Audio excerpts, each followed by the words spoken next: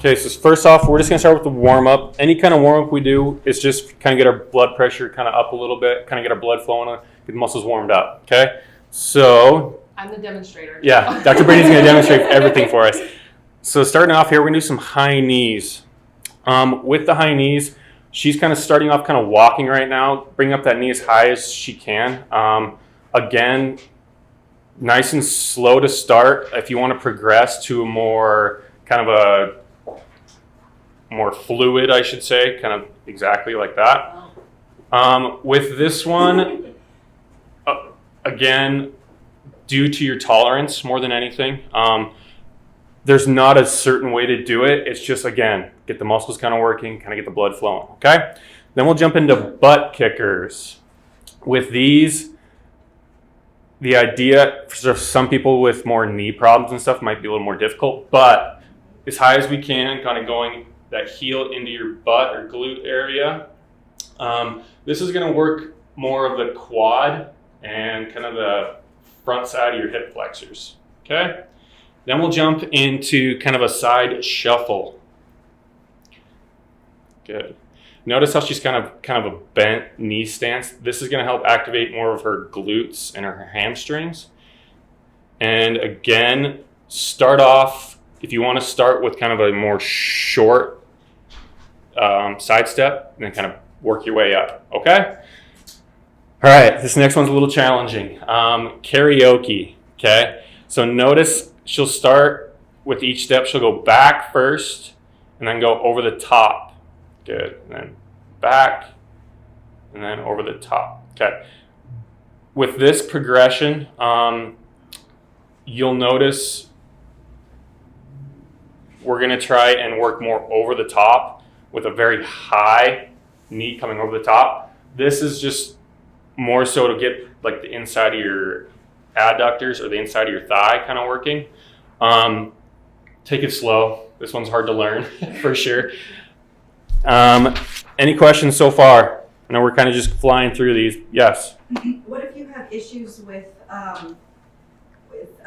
motion, like being dizzy?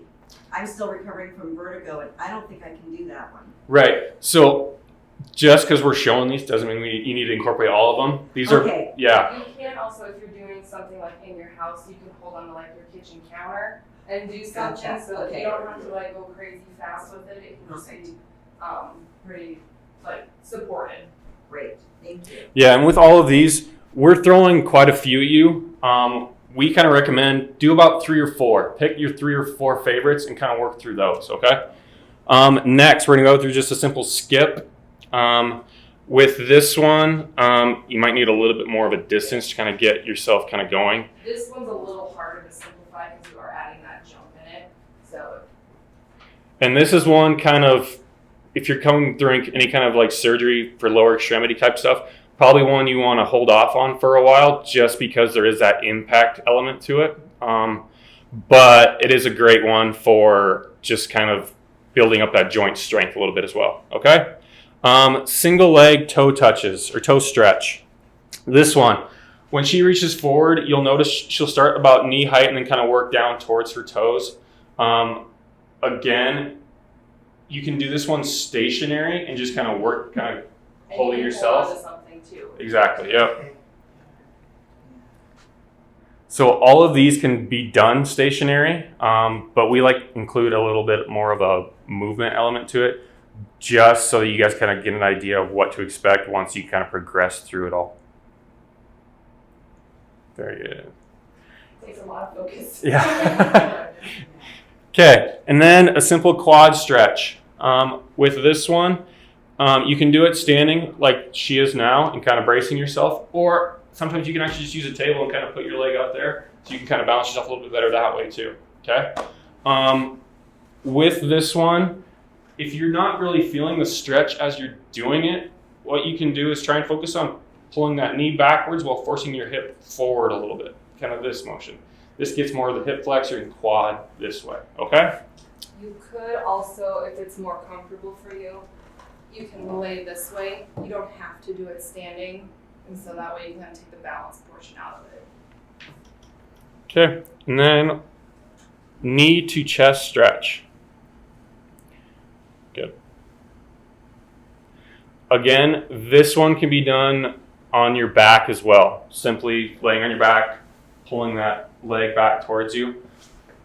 With this one, you're gonna be stretching more hamstring, lower glute area.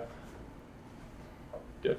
And you'll notice with all of these, we're kind of simply running through them, but always kind of add both sides to it. We always want to incorporate both of them, okay? And last for our little warm up is our side lunge stretch. Similar to our side lunge with movement, yep, perfect.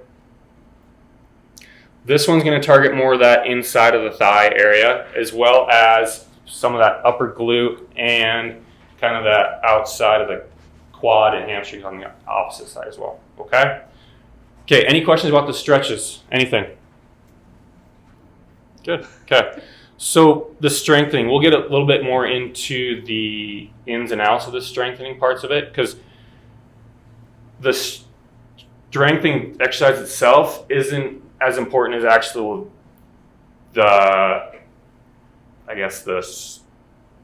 you know what, let's just jump into it. Okay, clamshells, I'll kind of explain it. So the motion she's going to do, you're going to start kind of in this bent knee position. She's going to raise her knee up while keeping her feet together, okay? With this one, like I said, so the movement part of it is great, but the biggest part of it is keeping this hip nice and straight up and down. So I always think of it, imagine a string's running from your hip to your hip all the way up to the ceiling. You want to keep that straight as possible. What you can do for this to kind of keep yourself from being in that straight position is push yourself up against a wall, okay? So your heel or your feet are against the wall, or back's against the wall, and you're just working on that nice and easy kind of knee coming up movement, okay? Go ahead. I do tell a lot of my patients this front hip bone here, you try and keep in the direction that you're facing, because a lot of times people will kind of do this and you see how you roll back. So you try and keep this bone facing forward so that way you're moving just those specific muscles. And the muscles she's really working here is her glutes. There's 3 muscles in your glutes, your glute max, med, and min. This is a great glute activation exercise. One of the biggest things as far as people with injuries, they don't have very good stabilizer muscles. This is a great exercise for stabilizing those glute muscles, okay? Again, do both sides for this one. As far as like reps and all that stuff goes, do to where you kind of get to a fatigue point and then relax, okay? It's different for everyone, so we're not going to throw numbers at you and all of that, but reach for that 8 to 12 rep range and kind of build up from there, or build up your sets, how many you're going to do, okay? Next, we're going to do squats. Okay. Yep, with her, she's going to be about shoulder width apart with her feet. A little bit more, a little bit less is going to depend on what's comfortable for you. Even like point toes out a little bit too, whatever. Yep. Because everyone's anatomy is different in the hips, so it might not be always just toes forward. Yeah, and actually putting your toes out like that does take a little pressure off your knees. But with this one, using a countertop would be great for you.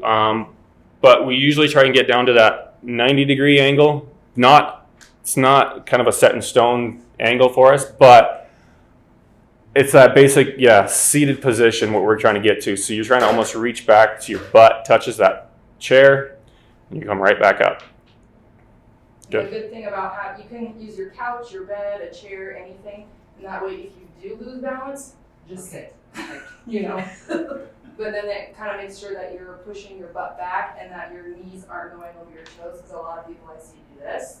So this one forces you, okay, there's a chair, now back up. This is a great exercise for pretty much all of the muscles in your pelvic girdle area, as well as your hamstrings and quads, okay?